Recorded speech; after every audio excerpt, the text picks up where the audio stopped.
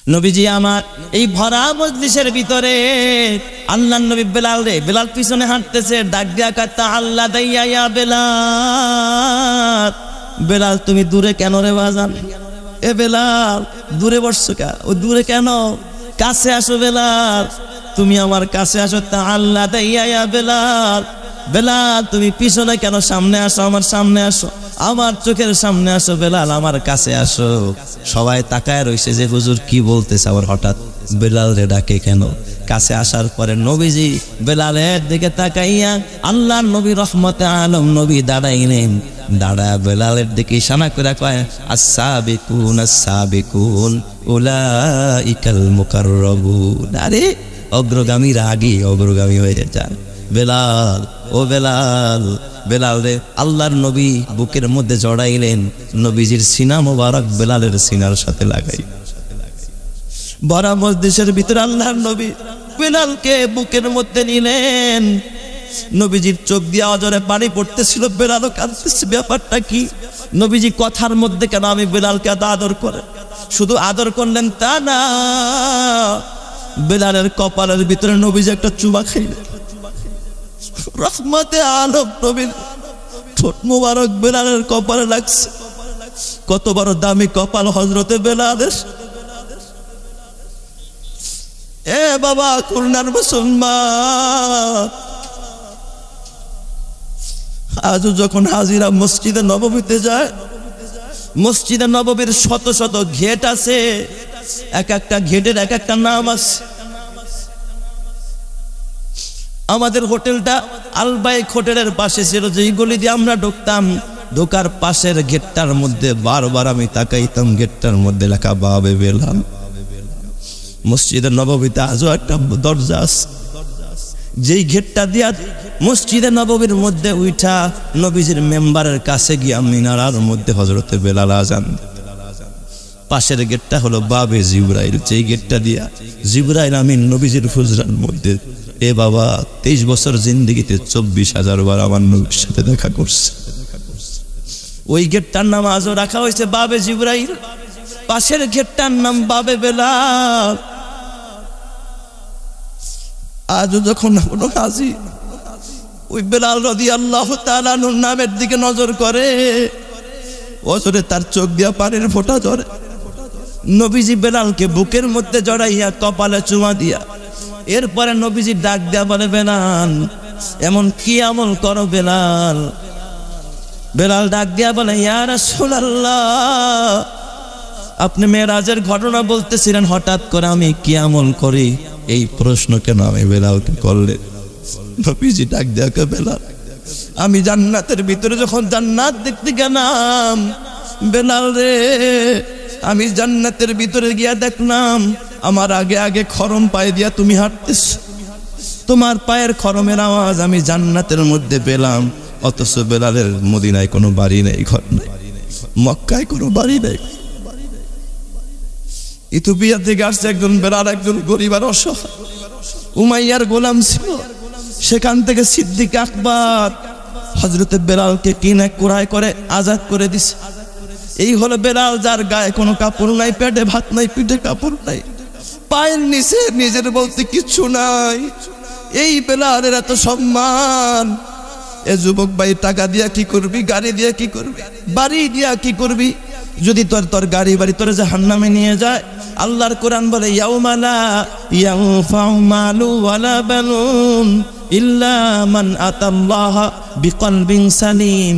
কিয়ামতের ময়দানে তোর গাড়ি কাজে আসবে না, বাড়ি কাজে আসবে না, নারী কাজে আসবে না, মাল কাজে আসবে না, তোর সন্তান কাজে আসবে না, ইল্লা মান আতাল্লাহা বিকলবিন সালিম।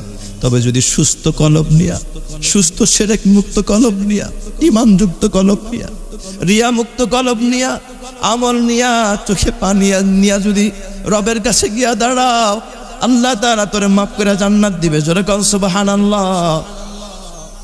হযরতে বেলাল রাদিয়াল্লাহু তাআলা আনহু, হযরতে বেলাল কেমন কালো?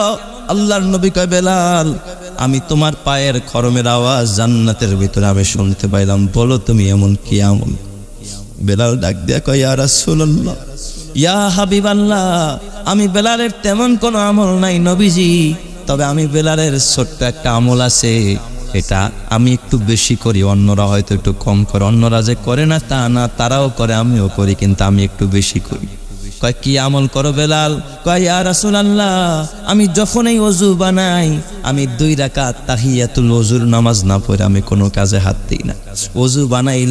ওযু বানায়ার সঙ্গে সঙ্গে যেখানে সুযোগ পাই ওখানে গিয়া 2 রাকাত নামাজ আদায় করি।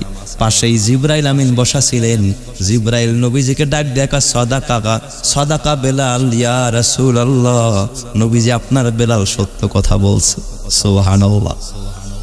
জিবরাইল ডাক দেখা, ইয়া রাসূলুল্লাহ, আপনার বেলাল ওযু বানাইয়া এই ওযুখানা থেকে নামাজের জায়গায় যাইতে মাঝখানে যে কয়েকটা কদম দেয়, খরম পায়দা ঠক ঠক করে হাঁটে। এমনি তো কেমন মানুষ, গোলাম মানুষ, যার কোনো অত বড় কোনো সম্মানও নাই, যেই জায়গাটুকু খরম পায় দিয়ে হাঁটে, এই যে ওযু করার পরে নামাজের জায়গায় আসতে মাঝখানে যতটুকু জায়গা খরম পায় দিয়া হাঁটে, যদিও এই খরমটা দুনিয়ার মধ্যে হাঁটে, কিন্তু খরমের আওয়াজ আল্লাহ দুনিয়ায় বাজায় না। এই বেলালের এতটুকু চলার ভিতরে যে খরমের আওয়াজ হয়, ওটা খোদার জান্নাতের মধ্যে বাজতে থাকে। সুবহানাল্লাহ। আর জোরে কান্না আল্লাহু আকবার।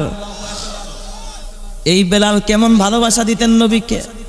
এ আমার বাজার, আমি মনে হয় লম্বা করার সুযোগ পাবো না, শেষের দিকে চলে আসছে। খেয়াল করেন, হযরতে বেলাল রাদিয়াল্লাহু তাআলা আনহু নবীজির ইন্তেকালের পর আবু বকর যখন খলিফা, হযরতে বেলাল গাঠুরি নিয়া সব সামানা সাথে নিয়া কাঁধে করে বেলাল আবু বকরের সামনে এসে কাঁদতেছে, আমিরুল মুমিনিনের সামনে এসে।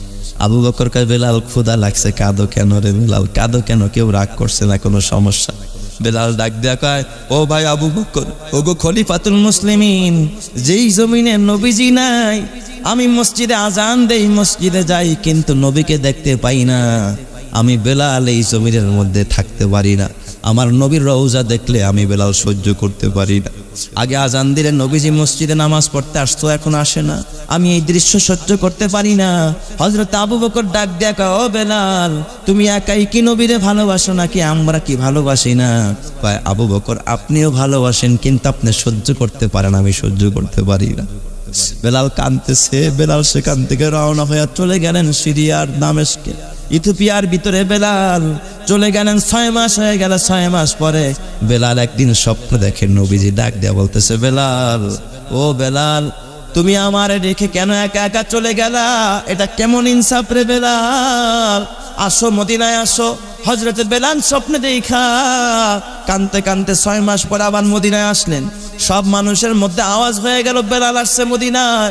নবীজির মুয়াজ্জিন হযরতে বেলাল, সবাই মিলে তাকে আবদার জানায়, বেলাল আপনি একটু মসজিদের নববীর মিনারে আবার একটু আজান দিয়ে দেন, নবীর যুগের সেই আজান। বেলাল ডাক দেয়া বলে, বাইরে আমি আজান দিলে তো নবী আসবে না, আমি সহ্য করতে পারি না।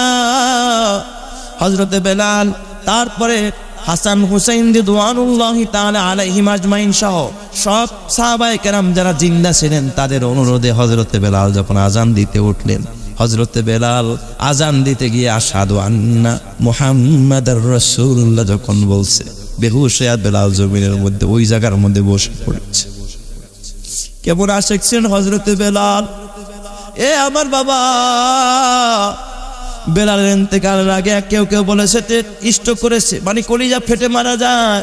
নবীর ভালোবাসা বেলালের ভিতরে কি পরিমাণ। ওই বেলাল মসজিদ, এই যে আনোয়ার মাদ্রাসা তোমার আমার পাশে দাঁড়ানো, বাবা তুমি যদি নবীকে ওই ভালোবাসা দেখাইতে পারো, তুমি তো আর বেলাল হইতে পারবা না, তুমি আর আবু বকর হতে পারবা না, কিন্তু আমার বাবা তাদের মতো হওয়ার যদি চেষ্টা করতে পারো, আমার আল্লাহ এখনো তোমাকে মর্যাদার আসনে আসীন করবে। আল্লাহ তাআলা আলেম ওলামার সাথে তোমার জান্নাতি বানায়া দিবে।